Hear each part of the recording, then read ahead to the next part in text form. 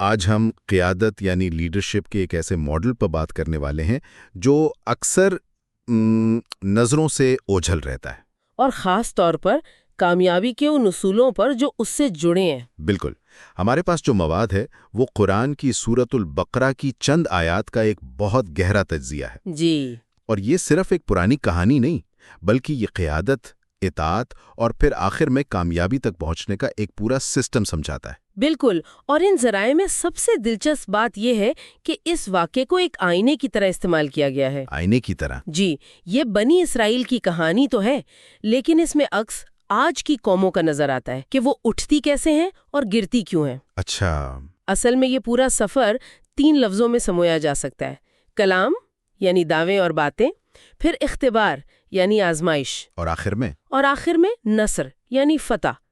تو یہ صرف باتوں سے شروع ہو کر آزمائشوں سے گزر کر فتح تک پہنچنے کا ایک پورا روڈ میپ ہے۔ چلے پھر اس روڈ میپ کو کھولتے ہیں۔ کہانی شروع ہوتی ہے بنی اسرائیل کے سرداروں سے۔ جی، وہ اپنے نبی کے پاس جا کر کہتے ہیں کہ ہمارے لیے ایک بادشاہ مقرر کر دیں تاکہ وہ اللہ کی راہ میں لڑ سکیں۔ ہاں، سننے میں تو یہ بہت جذباتی اور بڑا نیک مطالبہ لگتا ہے نا؟ بظاہر تو یہی لگتا ہے۔ وہ کہتے ہیں ہم اللہ کی راہ میں کیوں نہ لڑیں؟ جی، جبکہ ہمیں ہمارے گھروں اور بچوں سے نکال دیا گیا ہے۔ لیکن ذرائع بتاتے ہیں کہ اللہ ان کے دعوے کے پیچھے چھپی نیت اور کمزوری کو جانتا تھا۔ اچھا۔ یہیں سے پہلا اصول سامنے آتا ہے: زبانی دعوے کی کوئی حیثیت نہیں جب تک اسے آزمایا نہ جائے۔ یہ تو آج بھی ہوتا ہے، کتنی ہی تحریکیں بڑے بڑے نعروں سے شروع ہوتی ہیں، اور جیسے ہی پہلی قربانی کا وقت آتا ہے وہ جھاگ کی طرح بیٹھ جاتی ہیں۔ اچھا، تو یہیں سے بات اور دلچسپ ہو جاتی ہے۔ اللہ ان کی دعا قبول کرتا ہے اور طالوت کو بادشاہ مقرر کر دیتا ہے۔ لیکن جیسے ہی نام کا اعلان ہوتا ہے، وہی سردار جو لڑنے کو بے تاب تھے فوراً اعتراض کر دیتے ہیں۔ جی، مجھے یہ بات بڑی عجیب لگی کہ ان کے اعتراضات کیا تھے۔ کہتے ہیں کہ اس سے ہم پر حکومت کا حق کیسے مل گیا؟ ہم تو اس سے زیادہ حقدار ہیں۔ اور دوسرا اعتراض تھا کہ اسے تو کوئی خاص مال و دولت بھی نہیں دی گئی۔ اور یہی آج کی دنیا کا سب سے بڑا مسئلہ ہے۔ ان کے معیار تھے خاندانی پس منظر اور پیسہ اور خاندان۔ جی، جبکہ اللہ کا معیار کیا تھا؟ علم اور جسمانی قوت، یعنی اہلیت۔ بالکل۔ قرآن یہاں ایک ایسا اصول قائم کر رہا ہے جو آج کے سیاسی نظاموں کے بالکل مخالف ہے۔ آج بھی تو ہم دیکھتے ہیں کہ قیادت کا پیمانہ یا تو خاندانی سیاست ہے یا پھر پیسہ اور مقبولیت۔ قرآن کہہ رہا ہے کہ اصل چیز علم یعنی حکمت اور بصیرت اور جسمانی اہلیت ہے، مطلب اس کام کو کرنے کی طاقت۔ یہ سوچنے کا بالکل ہی الگ انداز ہے۔ پھر ان کو ایک نشانی بھی دی جاتی ہے، تابوت سکینہ۔ جی، اس میں حضرت موسیٰ اور ہارون کے خاندان کی کچھ چیزیں تھیں اور کہا گیا کہ اس میں تمہارے رب کی طرف سے سکینہ ہے۔ یہ سکینہ کیا چیز ہے؟ سکینہ کا مطلب ہے دلی سکون، اطمینان، ٹھہراؤ۔ اچھا۔ اور یہاں ایک بہت گہری نفسیاتی بات ہے۔ فتح میدان جنگ میں بعد میں ملتی ہے، پہلے دلوں میں اترتی ہے۔ صحیح۔ لیکن سب سے اہم نقطہ یہ ہے کہ یہ نشانی، یہ سکون انہیں اس ناپسندیدہ لیڈر کو قبول کرنے اور اس کی اطاعت کا فیصلہ کرنے کے بعد ملا، پہلے نہیں۔ واہ، یہ تو واقعی گہری بات ہے۔ مطلب پہلے اطاعت پھر سکون۔ جی، جب آپ اللہ کے فیصلے پر سر جھکا دیتے ہیں تب اللہ آپ کے دلوں میں سکون ڈالتا ہے۔ یہ نہیں کہ پہلے آپ کو مطمئن کیا جائے گا پھر آپ اطاعت کریں گے۔ اچھا، اب آتی ہے اصل آزمائش جس کا آپ نے شروع میں ذکر کیا تھا۔ دریا کی آزمائش۔ جی، طالوت اپنی فوج لے کر نکلتے ہیں اور ایک دریا پر پہنچتے ہیں۔ یہاں وہ اپنی فوج سے کہتے ہیں کہ اللہ تمہارا امتحان لے گا۔ جو اس دریا سے جی بھر کر پانی پیے گا وہ میرا ساتھی نہیں، اور جو نہیں پیے گا یا صرف ایک چلو بھرے گا وہ میرے ساتھ ہے۔ اور نتیجہ کیا نکلتا ہے؟ ایک بڑی اکثریت اس چھوٹے سے امتحان میں فیل ہو جاتی ہے۔ ذرا سوچیں، یہ وہ لوگ ہیں جو گھر سے لڑنے کے لیے نکلے ہیں لیکن اپنی پیاس پر قابو نہیں پا سکے۔ یہیں سے ہمیں قیادت کا ایک اور اصول ملتا ہے کہ بڑی جنگیں جیتنے سے پہلے انسان کو اپنی چھوٹی چھوٹی خواہشات کے خلاف جنگ جیتنی پڑتی ہے۔ جو اپنی پیاس پر قابو نہیں پا سکتا وہ دشمن کے سامنے کیسے کھڑا رہے گا؟ بالکل، یہ ایک طرح کا فلٹریشن پروسیس تھا۔ اللہ کو بھیڑ نہیں چاہیے تھی، ایک چھوٹی مگر نظم و ضبط والی جماعت چاہیے تھی۔ اور پھر وہی چھوٹی سی جماعت جالوت کی بہت بڑی اور طاقتور فوج کے سامنے جا کھڑی ہوتی ہے۔ جی، یعنی گولیت۔ اس وقت وہ یہ نہیں کہتے کہ یا اللہ فرشتے بھیج دے یا ہمیں ہتھیار دے دے، ان کی دعا بہت مختلف اور بہت طاقتور ہے۔ دعا کی ترتیب پر غور کریں۔ وہ کہتے ہیں، اے ہمارے رب، ہم پر صبر انڈیل دے۔ سب سے پہلے صبر یعنی اندرونی مضبوطی، ہمارے قدم جما دیں، پھر ثابت قدمی یعنی بیرونی استقامت، اور کافر قوم کے مقابلے میں ہماری مدد فرما۔ اور آخر میں مدد۔ یہ ہے فتح کا قرآنی فارمولا۔ آج کل ہم الٹا کرتے ہیں، ہم سب سے پہلے بیرونی مدد مانگتے ہیں اور اپنے اندرونی کردار پر کوئی کام نہیں کرتے۔ وہ جانتے تھے کہ اگر اندر سے مضبوط ہو گئے تو بیرونی مدد خود بخود آ جائے گی۔ اور پھر نتیجہ ہم سب جانتے ہیں، داؤد نے جالوت کو قتل کر دیا۔ جی، قرآن اس کی تفصیل میں نہیں جاتا کہ غلیل تھی یا پتھر، کیونکہ اصل ہیرو وہ نہیں بلکہ اللہ کی مدد ہے۔ بالکل۔ اور اس کے بعد ایک بہت ہی اہم آفاقی اصول بیان ہوتا ہے۔ اگر اللہ لوگوں کو ایک دوسرے کے ذریعے نہ ہٹاتا رہتا تو زمین فساد سے بھر جاتی۔ اس کا کیا مطلب ہے؟ اس کا مطلب یہ ہے کہ دنیا میں توازن قائم رکھنے کے لیے اللہ کا یہ قانون ہے کہ وہ ایک گروہ کو دوسرے گروہ کے ذریعے کنٹرول کرتا ہے۔ یعنی ظلم جب حد سے بڑھتا ہے تو اسے روکنے کے لیے مزاحمت ضروری ہو جاتی ہے۔ انصاف کے بغیر امن قائم نہیں رہ سکتا۔ یہ صرف تاریخ نہیں بلکہ ہر دور کے لیے ایک اصول ہے۔ ٹھیک ہے، تو یہ کہانی اور اس سے نکلنے والے اصول تو واضح ہو گئے۔ جی، اب ہمارے پاس جو دوسرا ماخذ ہے وہ اسی کہانی کو آج کے دور کی قیادت کے مسائل پر لاگو کرتا ہے۔ اور یہ موازنہ بہت چونکا دینے والا ہے۔ پہلا نقطہ جو وہ اٹھاتے ہیں وہ انتخاب کے طریقے پر ہے۔ قرآن میں طالوت کا انتخاب علم اور اہلیت پر ہوا، جبکہ آج کل جیسا کہ ہم نے بات کی، معیار پیسہ، خاندان یا پارٹی کی وفاداری ہے۔ بالکل۔ اور اس کا نتیجہ کیا نکلتا ہے؟ ہمیں کرشماتی لیڈر تو مل جاتے ہیں لیکن قابل لیڈر نہیں ملتے۔ وہ تقریریں بہت اچھی کرتے ہیں لیکن جب فیصلے کرنے کا وقت آتا ہے تو ان کے پاس نہ علم ہوتا ہے نہ حکمت۔ صحیح۔ دوسرا فرق جو ماخذ بتاتا ہے وہ ہے اطاعت کا۔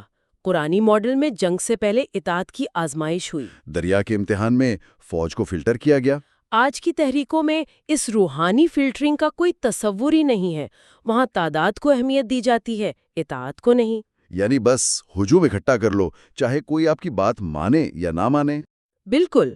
نتیجہ یہ ہوتا ہے کہ جب کوئی مشکل وقت آتا ہے یا دباؤ پڑتا ہے تو یہ ہجوم تتر بتر ہو جاتا ہے۔ یہ ایک بھیڑ ہوتی ہے، فوج نہیں۔ فوج نظم و ضبط سے بنتی ہے، تعداد سے نہیں۔ جی۔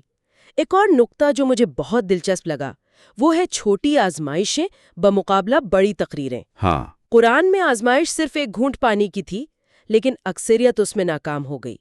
آج کے دور میں ہمارے لیڈر مائکروفون کا امتحان تو پاس کر لیتے ہیں، بڑی بڑی باتیں کر لیتے ہیں۔ ہاں، لیکن جب کردار کی چھوٹی آزمائشیں آتی ہیں جیسے انا، پیسہ یا طاقت کا لالچ تو وہاں پھسل جاتے ہیں۔ اور اس میں گہری بات یہ ہے کہ جو شخص پانی کی خواہش پر قابو نہیں پا سکتا وہ اقتدار ملنے پر اپنے نفس پر کیسے قابو پائے گا؟ صحیح بات ہے۔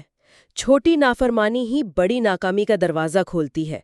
کردار کی اصل پہچان تو چھوٹی آزمائشوں میں ہوتی ہے، بڑی تقریروں میں نہیں۔ اور پھر ایک اور موازنہ ہے، صبر والی اقلیت مقابلہ شور مچانے والی اکثریت کا۔ یہ بہت اہم نقطہ ہے۔ قرآن واضح طور پر کہتا ہے، کتنی ہی چھوٹی جماعتیں اللہ کے حکم سے بڑی جماعتوں پر غالب آئی ہیں، جبکہ آج کل ہماری ساری توجہ کس چیز پر ہوتی ہے؟ جلسے میں کتنے لوگ تھے، سوشل میڈیا پر کتنے فالوورز ہیں، ووٹ کتنے ملیں گے۔ یعنی معیار کی جگہ مقدار نے لے لی ہے، اور تقویٰ کی جگہ اعداد و شمار نے لے لی ہے۔ یہ ایک بہت بڑی تبدیلی ہے۔ ہم ظاہری تعداد سے متاثر ہوتے ہیں جبکہ اللہ دلوں کی کیفیت اور کردار کی پختگی کو دیکھتا ہے۔ اسی سے جڑا اگلا نقطہ ہے، حکمت عملی سے پہلے دعا بمقابلہ دعا کے بغیر حکمت عملی۔ جی، اس چھوٹی سی جماعت نے جالوت کے سامنے کھڑے ہو کر پہلے دعا کی۔ آج کل کیا ہوتا ہے؟ مشیروں، کنسلٹنٹس اور پی آر ٹیموں پر زیادہ بھروسہ کیا جاتا ہے۔ تھنک ٹینکس تو ہوتے ہیں لیکن تزکیہ یعنی روح کی پاکیزگی پر کوئی توجہ نہیں ہوتی۔ ذرائع کے مطابق پاکیزگی کے بغیر بنائی گئی ہر حکمت عملی کھوکھلی ہوتی ہے۔ یہ ایسا ہی ہے جیسے آپ ایک بہت خوبصورت اور مہنگی گاڑی بنا لیں لیکن اس میں انجن ہی نہ ڈالیں۔ تزکیہ اور دعا اس حکمت عملی کا انجن ہے۔ ان کے بغیر آپ کی گاڑی ایک انچ بھی آگے نہیں بڑھے گی۔ بالکل۔ ایک اور بڑا دلچسپ نقطہ ہے، گمنام سپاہی مقابلہ مشہور رہنما۔ ہاں، جالوت کو مارنے والے داؤد اس وقت کون تھے؟ نہ وہ بادشاہ تھے، نہ جنرل، نہ ہی کوئی مشہور شخصیت۔ وہ فوج کے ایک عام سپاہی تھے۔ آج کل ہم شخصیات کے پیچھے بھاگتے ہیں، ہمیں مشہور امام، برانڈڈ دانشور اور سیلیبریٹی لیڈرز چاہیے۔ ہر کوئی ہیرو بننا چاہتا ہے، اور یہیں سے ناکامی کا سفر شروع ہوتا ہے، جب شہرت اخلاص کی جگہ لے لیتی ہے۔ اللہ گمنام سپاہیوں کے ہاتھوں بھی بڑی فتوحات دے سکتا ہے۔ اصل چیز عہدہ یا شہرت نہیں، بلکہ اللہ سے آپ کا تعلق ہے۔ اگر نیت خالص ہو تو ایک عام سپاہی بھی تاریخ کا دھارا بدل سکتا ہے۔ آخری دو نکات بھی بہت اہم ہیں۔ ایک ہے طاقت بطور امانت، مقابلہ طاقت بطور انعام۔ جی، حضرت داؤد کو بادشاہت اور حکمت کب ملی؟ جالوت کو شکست دینے، یعنی قربانی اور اطاعت کا امتحان پاس کرنے کے بعد۔ آج کل طاقت کو ایک انعام سمجھا جاتا ہے، ایک ذاتی حق جو ایک بار مل جائے تو مرتے دم تک اسی کے پاس رہنا چاہیے۔ اور آخری نکتہ توازن کے بارے میں ہے۔ قرآن ظلم کو روکنے کے لیے جد و جہد کا ایک متوازن نظریہ دیتا ہے، لیکن آج ہمیں دو انتہائیں نظر آتی ہیں۔ یا تو مکمل امن پسندی، جو ظلم کو چپ چاپ برداشت کر لیتی ہے اور اسے صبر کا نام دیتی ہے، یا پھر اندھی عسکریت پسندی جس میں انصاف اور حکمت کے تقاضے پورے نہیں کیے جاتے۔ دونوں صورتوں میں جذبات قرآنی توازن کی جگہ لے لیتے ہیں۔ تو ان تمام نکات کو سامنے رکھتے ہوئے اس سب کا نچوڑ کیا ہے؟ جی، ان ذرائع کے مطابق آج قیادت کی ناکامی کی اصل وجہ کیا ہے؟ یہ دشمن کی طاقت یا وسائل کی کمی نہیں ہے۔ بنیادی وجہ ایک جملے میں یہ ہے: با اختیار ہونے سے پہلے نافرمانی۔ با اختیار ہونے سے پہلے نافرمانی، یعنی طاقت ملنے سے پہلے ہی اطاعت کا امتحان فیل کر دینا۔ قرآن کا اصول یہ ہے کہ فتح چھینی نہیں جاتی، فتح دی جاتی ہے، اور یہ ان لوگوں کو دی جاتی ہے جو چھوٹی آزمائشوں میں پورے اترتے ہیں، جو نظم و ضبط کا ثبوت دیتے ہیں اور جو اللہ کے مقرر کردہ اہلیت کے معیار کو قبول کرتے ہیں، چاہے وہ ان کی ذاتی پسند کے خلاف ہی کیوں نہ ہو۔ اور یہ صرف لیڈروں کے لیے نہیں ہے نا؟ بالکل نہیں، یہ باتیں تو ہر عام انسان پر بھی لاگو ہوتی ہیں۔ یہی اس تجزیے کی خوبصورتی ہے۔ یہ ہر فرد کو ایک آئینہ دکھا رہا ہے۔ جی، اور کچھ بہت ذاتی سوالات پوچھ رہا ہے۔ مثلاً، کیا میں دریا کی آزمائش پاس کر پاتا؟ کیا میں اپنی چھوٹی چھوٹی خواہشات پر قابو رکھتا ہوں؟ میری وفاداری کسی شخصیت، پارٹی یا خاندان کے ساتھ ہے یا اصول اور سچائی کے ساتھ؟ یہ بڑے اہم سوالات ہیں۔ اور کیا میں اہلیت کی بنیاد پر کسی کو قبول کرنے کو تیار ہوں، چاہے وہ مجھے ذاتی طور پر پسند نہ ہو؟ یہ سوالات ہر سننے والے کے لیے ہیں۔ آج کی گفتگو کے بعد یہ بات تو بالکل واضح ہو گئی کہ یہ واقعہ صرف ایک تاریخی کہانی نہیں ہے۔ نہیں، بالکل نہیں۔ بلکہ یہ ایک مکمل اور زندہ نظام ہے، ایک فریم ورک ہے جسے ہر دور میں پرکھا جا سکتا ہے۔ جی، یہ ہمیں قیادت کے بارے میں سوچنے کا ایک بالکل نیا زاویہ دیتا ہے۔